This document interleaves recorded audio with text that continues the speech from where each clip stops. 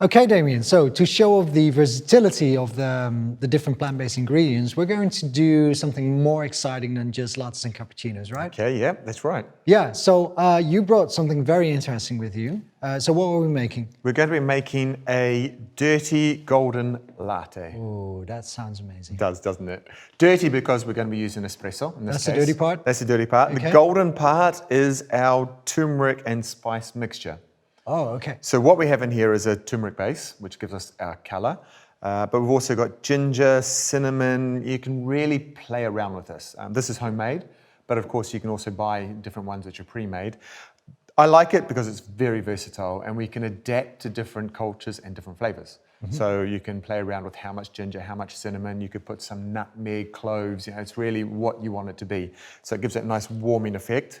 Is it a winter recipe, or could you drink this all year long?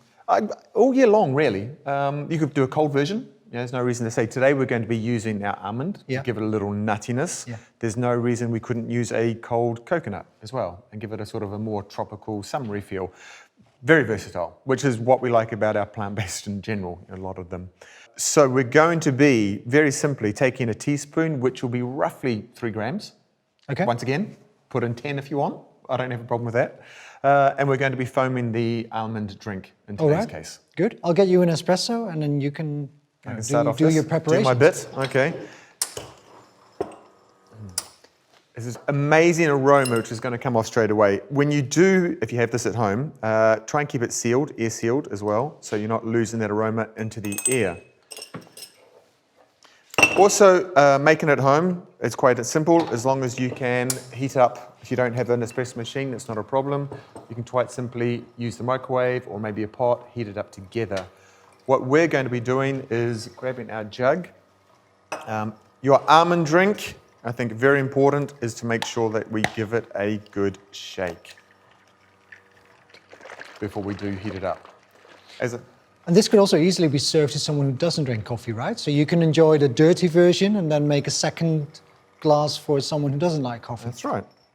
With or without coffee. Now we're using espresso. Could we use something else? Could I use a filter coffee or an instant coffee? Yeah, I reckon so. It would really depend on the coffee that you're using. That's a good thing. That's right. That's your espresso. Do you want me to froth it or do you want to do it yourself? You foam that and I'll just give this a mixture. If we didn't use espresso, what would I use instead?